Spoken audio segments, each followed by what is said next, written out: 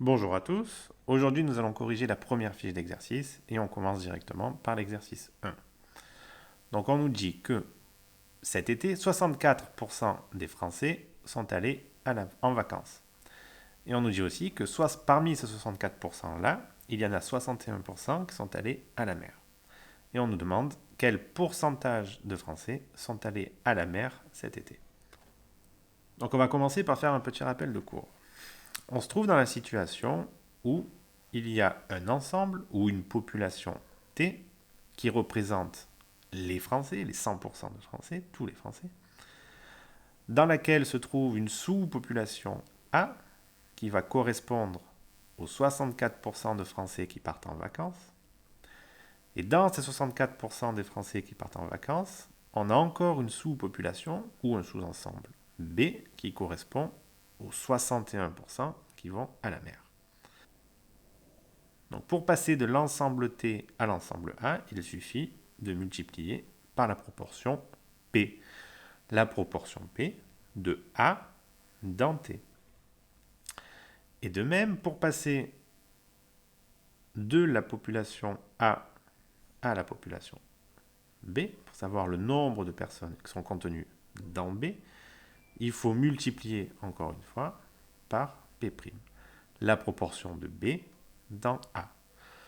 Donc, ce qu'on nous demande dans cet exercice-là, c'est comment on passe de T à B, du total des Français aux Français qui partent en vacances à la mer.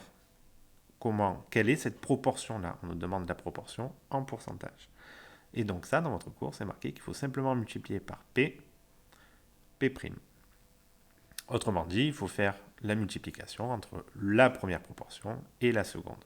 La première proportion ici, elle correspond à la proportion de A dans T.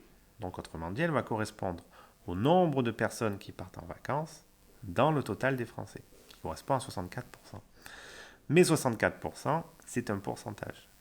Et donc pour passer de pourcentage à une proportion, il faut simplement diviser par 100.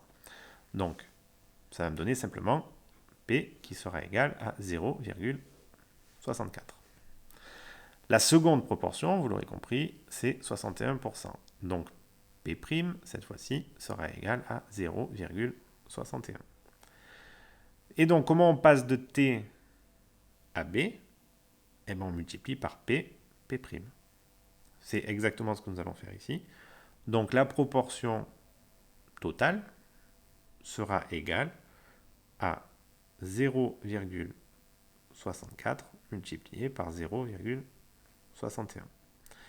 Ce qui nous donne une proportion totale de 0,904.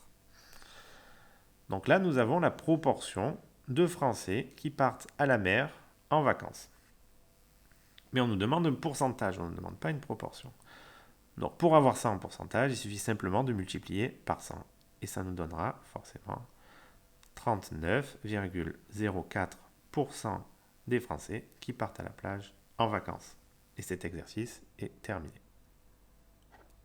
On continue ensuite avec l'exercice numéro 2, qui est quand même très semblable, donc on va aller légèrement plus vite. On nous dit que Abel a 80% de ses clients qui font des achats de moins de 30 euros. On a 80% des clients qui font des achats de moins de 30 euros. Parmi ces clients-là, nous en avons 40% qui payent en espèces. Et on nous demande finalement quel pourcentage des clients de Abel règle des achats de moins de 30 euros autrement qu'en espèces. Donc ici, le piège se situe dans le fait qu'on vous donne 40% des clients qui payent en espèces. Et nous, on veut ceux qui ne payent pas en espèces. Donc ceux qui ne payent pas en espèces, c'est pas 40, mais ça va donc donner 60%. Donc la première chose à faire, c'est détecter ça. Qu'il y a 60% des clients de Abel qui ne payent pas en espèces. Une fois qu'on sait ça, on est exactement dans le même cas que l'exercice 1. Autrement dit, on est dans le cas où on a toujours une population T qui correspond aux clients de Abel, qui contient une sous-population A, les clients qui règlent des achats de moins de 30 euros, et qui contient elle-même une sous-population B, des clients qui règlent autrement qu'en espèces. Et donc là, on est exactement dans le même schéma. Pour passer de la population T à la population A, on multiplie par la proportion, celle-ci. Et pour passer de la proportion de A dans B, la population A dans B plutôt, on multiplie par la proportion P', qui là est à 60%. Donc la résolution va être très similaire. Le premier P est égal à 0,8. Le P' va être égal cette fois-ci à 0,6. Et ce qui nous donne un P total, ce qui nous donne la proportion des clients de Abel qui payent des achats de moins de 30 euros autrement qu'en espèces. Ça va donc me donner une proportion totale qui sera donc égale à 0,8 multiplié par 0,6. Et cette proportion totale, elle sera égale à 0,48. Et on nous demande encore une fois un pourcentage, non pas une proportion. Donc il suffit simplement de multiplier par 100. Le pourcentage des clients de Abel qui payent autrement qu'en espèces des achats de moins de 30 euros, il est donc de 48%. Et on a terminé avec l'exercice numéro 2. On se retrouve pour l'exercice numéro 3. On a une petite note ici qui nous dit que B est une partie de A. Donc, B, c'est une partie de A. Et A est une partie de E. Donc, A, ça va être une partie de E. Donc, on se retrouve exactement dans cette situation-là. On nous dit que la proportion P1 de B dans A est de 0,8. Et la proportion P2 de A dans E est de 0,6. Calcule la proportion de P, de B dans E. Donc on va faire un petit schéma, ça va nous aider. Voici donc le schéma qui va nous aider à résoudre l'exercice. La difficulté ici va consister à identifier les proportions 1 et les proportions 2. Donc la proportion 1 de B dans A, elle se trouve ici. De B dans A. Et la proportion P2 de A dans E, la proportion de A dans le total ici, elle est ici, P2. Donc là, on n'a pas besoin de convertir, étant donné qu'on nous donne directement les proportions. Donc finalement, la proportion totale sera directement P1 multiplié par P2. La proportion totale sera donc égale à 0,8 multiplié par 0,6. Ce qui nous donne toujours 0,48. L'exercice est terminé. Pour l'exercice numéro 4, on nous donne une proportion P1 de B dans A, une proportion P2 de A dans E, et on nous demande de calculer la proportion P de B dans E.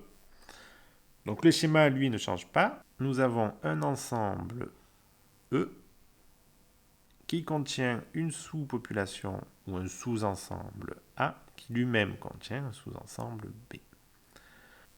On nous dit que la proportion P1 de B dans A est de 60%. La proportion de B, ici, le B ici, dans A, elle est de 60%.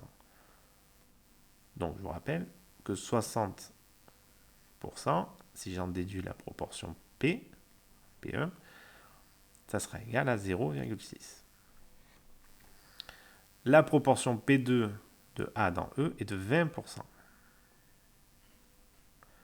Finalement, P2, ça sera 0,2, la proportion P2. Et donc, on veut trouver la proportion P de B dans E. La proportion P de B, ici, dans le total, ici. Donc finalement, l'ordre, vous aurez remarqué, importe peu, que je fasse P1 multiplié par P2 ou P2 multiplié par P1, ça ne change pas. C'est donc ce que nous allons faire. On sait que la proportion P sera égale à P1 multiplié par P2. Ou P2 multiplié par P1, encore une fois. C'est la même chose. Donc 0,6 multiplié par 0,2. ce qui nous donne P est égal à 0,12. L'exercice est donc terminé ici. Dans l'exercice 5, on nous dit, dans un musée, la proportion P1 de peinture parmi les œuvres exposées est de 70%. Parmi ces peintures-là, la proportion P2 d'œuvres réalisées par des peintres français est de 30%. Quel pourcentage P des œuvres exposées représente des peintures françaises? Donc, la proportion P1 déjà. La proportion P1, elle est égale à 0,7. La proportion P2, elle est égale à 0,3.